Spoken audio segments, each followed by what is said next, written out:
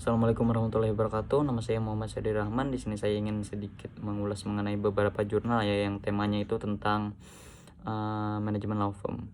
Nah, jurnal pertama itu judulnya tentang peraturan mengenai pendaftaran firma pada sistem administrasi badan usaha. Nah, atau yang sering disingkat itu SABU. Jadi SABU.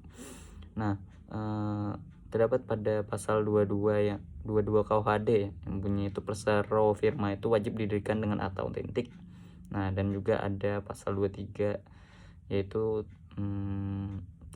yang bunyinya itu para persero firma wajib melakukan pendaftaran pada register kepanitiaan pengadilan negeri di mana firma itu berdiri. Nah, jadi untuk mendirikan sebuah firma itu yang perlu kita lakukan itu ialah membuat akta pendirian, kemudian seperti pasal 23 KUHD tadi, yaitu melakukan pendaftaran pada kepaniteraan pengadilan tinggi. Setelah itu akta pendirian akan diterbitkan ataupun diumumkan pada Berita Negara Republik Indonesia. Nah, setelah keluar Perkemenkumham ini yang mengharuskan sebuah firma itu melakukan ataupun melakukan pengajuan permohonan terhadap menteri melalui media elektronik, yaitu SABU tadi, sistem administrasi badan usaha. Nah, hal ini mengakibatkan sama seperti badan hukum ya, yang mana firma itu sebenarnya kan badan usaha, tapi dengan adanya Perkemenkumham ini yang mana mengharuskan untuk mendaftarkan pada SABU juga ya, jadi sama-sama seperti badan hukum. Nah, kemudian kita lanjut ke jurnal yang kedua, itu tentang pembuatan website kantor advokat, penasihat hukum, konsultan hukum Nyonya Ernawati SMH. Nah, pada kantor advokat Nyonya Ernawati SMH ini masih melakukan konsultasi yang bersifat konvensional gitu loh. Jadi klien datang ke kantor untuk berkonsultasi. Nah, di kantor advokat Nyonya Ernawati ini sendiri juga belum ada sarana untuk menyampaikan berita seputar hukum. Dan hal-hal yang mungkin kita bisa bayangkan gitu loh, kalau misalkan masih bersifat konvensional ini ialah kalau misalkan klien datang ke kantor dari Nyonya Ernawati sendiri ini yang ingin berkonsultasi. Nah, kemudian konsultannya itu bisa jadi sedang tidak berada di tempat ataupun di luar jam kerja gitu loh. Nah, kalau misalkan terjadi hal seperti ini gitu kan akan mengakibatkan kekecewaan gitu pada klien yang datang itu. Nah, makanya disinilah dibuat sebuah website kantor advokat sebagai media konsultasi dan juga publikasi mengenai informasi ataupun pengetahuan seputar hukum. Kemudian kita bisa lanjut mengenai jurnal yang ketiga, yaitu strategi komunikasi dalam meningkatkan kinerja karyawan di BHR Law Office. Nah, di BHR Law Office ini ingin melakukan pengembangan itu loh, atau meningkatkan kinerja dari karyawan itu. Nah, melalui strategi komunikasi. Nah, strategi komunikasi ini yang dimaksudkan dalam BHR Law Office ini ialah menitikberatkan kepada sebuah pesan gitu, baik verbal ataupun non verbal. Nah, ini pesan yang menjadi produk perusahaan itu ialah contohnya ya,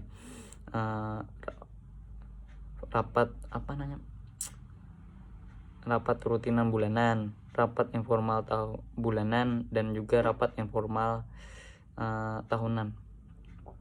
Nah, kemudian contoh dari yang non verbal itu sendiri ialah bisa dengan email, surat, ataupun grup WA perusahaan. Nah, komunikasi non verbal ini dapat memberikan penekanan terhadap informasi verbal dari pimpinan ke karyawan ataupun sesama ke karyawan. Nah, itu untuk terciptanya iklim kerja yang sehat.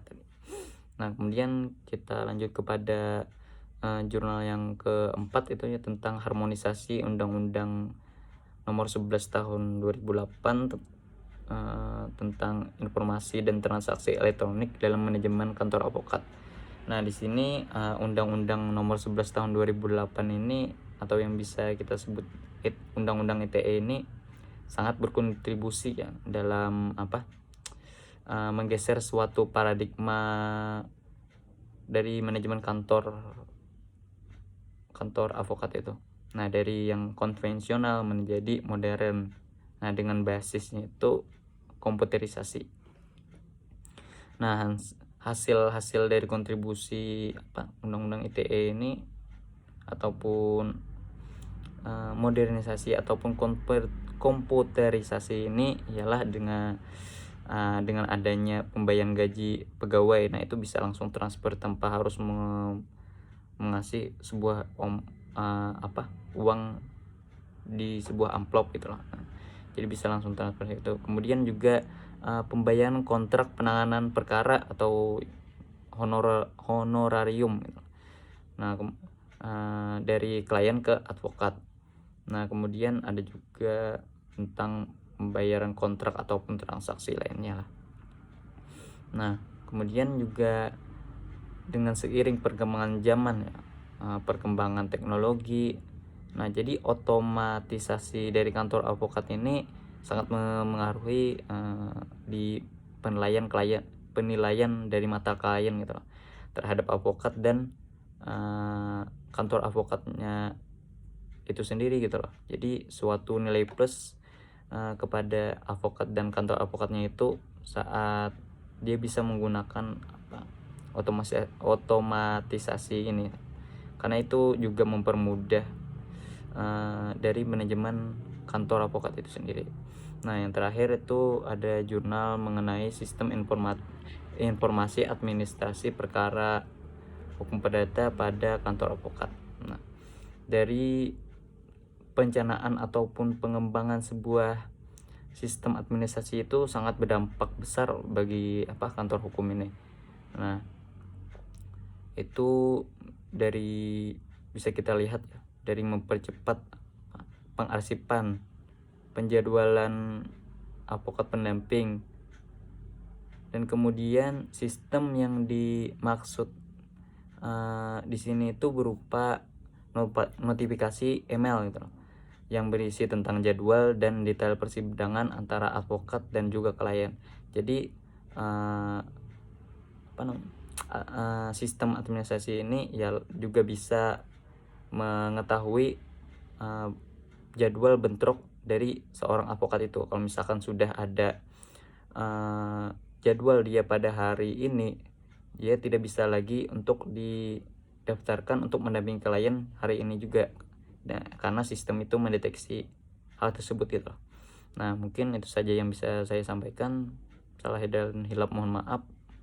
Assalamualaikum warahmatullahi wabarakatuh.